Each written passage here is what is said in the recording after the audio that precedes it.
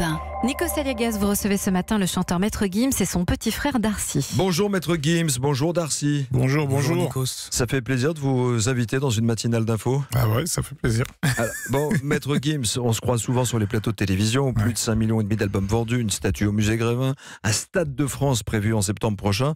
Comment le petit frère Darcy voit le grand frère ? C'est un exemple, c'est un modèle de réussite, c'est la fierté de la famille.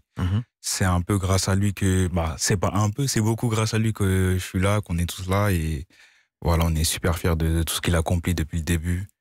Dadju aussi pareil, qui marche sur ses pas et toute la famille est contente. En tout cas, c'est une famille qui travaille, évidemment. Et vous venez de loin. On va revenir sur vos premiers pas, sur votre historique aussi. On va parler avec vous aussi, Darcy. Vous avez 21 ans. Tous les deux, vous sortez une BD, un manga qui s'appelle Devil's Relics. Ce manga raconte l'histoire de Caïs et l'intrigue qui se passe dans des immeubles vides, aux allures de squat. Est-ce qu'il y a du vécu ? Est-ce que vous avez vécu dans des squats quand vous étiez plus jeune ?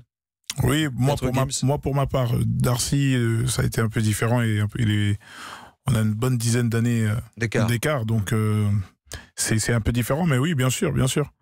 J'ai vécu là-dedans, je le raconte un peu dans mon livre que j'ai écrit. Et oui, c'est vrai que dans la BD, ça fait un peu penser à ça, les ghettos, les squats, immeubles vides, etc. Et comment on devient un super-héros et on ne se perd pas justement dans la force obscure de la vie en marge de la société ? Bon, je pense que quand on est gamin, déjà, on voit les choses différemment. Quand t'as des copains, tu t'amuses, tu fais ce que t'aimes, tu supportes mieux les choses. Donc, j'ai vécu ça gamin, donc je l'ai vécu avec le sourire, on va dire. J'étais un peu inconscient et donc ça m'a aidé. Maître Gims, vous aviez raconté votre parcours, vous l'avez dit dans une bio, c'était il y a 2 ans. Né à Kinshasa en 86, arrivé en France à l'âge de 2 ans. Vous dites émigrer en France était une question de vie ou de mort ? Effectivement, ouais. Effectivement, quand on connaît la situation du Congo, même actuellement avec ce qui se passe, avec les surnoms qu'on peut donner au Congo comme la capitale du viol, etc., avec ses richesses et ses malheurs, oui, c'était une question de vie ou de mort. Et qu'est-ce qu'on trouve en France ? En France, on trouve une chance on trouve du travail. La plupart des gens qui viennent ici, c'est pour trouver du travail. Malgré les problèmes qu'on peut aussi rencontrer en France, bien sûr. Mais la première des choses, c'est de trouver du travail. Pour sa famille, trouver un moyen de s'en sortir parce qu'en Afrique c'est compliqué, etc. Donc on y voit un espoir en fait. Je pense que tous les immigrés voient la même chose. Et puis vous arrivez en pension, vous avez connu les squats, on l'a dit, les familles d'accueil. C'est la musique, ce sont les auteurs français qui vous sauvent ?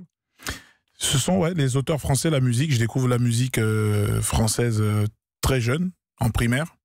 Donc Édith Piaf, Aznavour, Brel, même Pavarotti, donc je m'y intéresse, le théâtre. Et ça vous parle, il y a un déclic ça à ce moment-là. Ça me parle, parce que c'est un univers totalement différent. Et ça vous ouvre des perspectives ? Ça m'ouvre des perspectives et je me trouve un petit peu en vérité. Parce que j'étais un peu renfermé, donc je découvre que j'aime ces choses-là aussi, quoi. Et c'est de là que tout part un peu. La culture française, c'est vous qui initiez aussi votre famille, vos parents à la langue française ? Ouais, je pense que c'est un peu pareil pour tous les gens. Dans mon cas, on apprend le français à nos parents au final. Ouais. Qu'est-ce qu'ils vous ont appris, vos parents précisément ? Vous entendez ce qui se passe aujourd'hui en France, c'est compliqué, c'est tendu au niveau social. Les gens, vous parlez de boulot, cherchent du boulot et habitent et sont nés en France. Qu'est-ce que vous ont appris vos parents justement à vous deux et aux autres frères et sœurs ? Qu'est-ce qu'ils vous ont appris pour trouver votre chemin justement et respecter le pays qui vous a accueilli en l'occurrence ? Nos parents, ce qu'ils nous ont appris, c'est que, comme on a dit, comme il vient de l'expliquer, on revient de loin, c'est dur. Ça veut dire qu'il faut saisir la chance qui se sont battus pour obtenir. La chance, il faut la saisir. Et en France, il y a énormément de possibilités. Et toujours rester humainement, rester très droit, très sympathique avec les gens, toujours faire le bien autour de soi. Et c'est comme ça qu'on vous le rendra. Et voilà, saisir sa chance, travailler dur, comme nos parents, ils ont pris le risque de venir jusqu'à ici. Maintenant, on est là, c'est entre guillemets à nous de leur rendre l'appareil en bossant dur. C'est intéressant, rendre l'appareil. C'est à vous le rendez au public ? Vous essayez de leur faire du bien ? Ouais, oui, je véhicule des émotions, moi. Après, moi, je rencontre plein de gens qui me disent, tu sais, grâce à toi, ma mère, elle a su surmonter un cancer. Je me suis séparé de ma femme, mais grâce à telle chanson, on s'est réconcilié, etc. Et on n'a pas conscience de ce qui se passe, en fait. Ouais. C'est dingue. Vous avez conscience de ce qui se passe socialement aujourd'hui? Vous êtes sensible à la grogne des Gilets jaunes? Bien sûr. À Strasbourg, on a eu effectivement un drame avec du terrorisme. Bien sûr, je suis toujours... Moi, j'ai toujours été au cœur de tout ça. Pendant que je sortais mes albums, même quand l'album est sorti, celui-là, il y avait un attentat où on avait eu ce héros, ce gendarme qui avait risqué sa vie, qui a donné sa vie au final. Donc j'ai toujours été un peu au cœur de tout ça. Arnaud Beltrame. Arnaud Beltrame, exactement. Et là, ça arrive encore une fois, on a eu un attentat avec 4 victimes. C'est bien ça. Et 5 victimes à Strasbourg. Donc on est encore une fois, on est dedans. Encore une fois, ça se passe juste là. Je suis passé à Strasbourg, moi, il y a quelques temps, au Zénith. L'artiste, il a un rôle à jouer. Il peut pacifier, il peut unir, il peut calmer, lancer des appels. L'artiste, il a les projecteurs, il peut signaler. Il est pas politicien, mais il peut mettre le doigt sur la chose. Il peut amener les gens.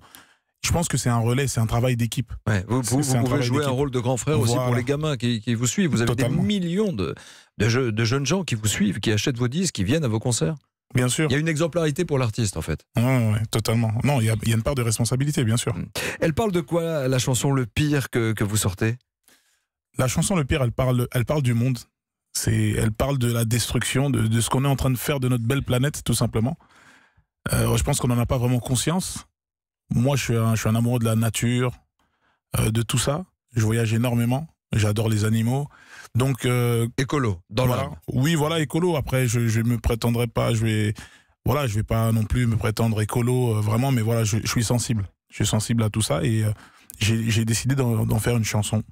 Et je me souvenais de Michael Jackson qui avait fait cette chanson où justement il gueulait, il poussait un cri de colère, et tout. C'était magnifique, un clip de dingue. Et voilà, je me suis calé sur ça. Extrait de Le Pire de votre album Ceinture Noire. C'est Maître Gims ce matin avec nous sur Europe 1. Le pire, c'est pas la méchanceté des hommes, mais le silence des autres qui font tous semblant d'hésiter.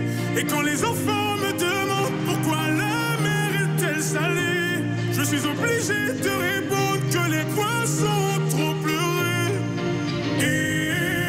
J'entends nos auditeurs dire, tu vois, c'est la musique que tu écoutes en parlant à leurs enfants ce matin. Mais vous auriez pu être un chanteur lyrique, Gims. Vous avez, Maître Gims, une voix qui dépasse le cadre de la musique urbaine. Merci. Ça vous intéresserait un jour de chanter à l'opéra? Bien sûr.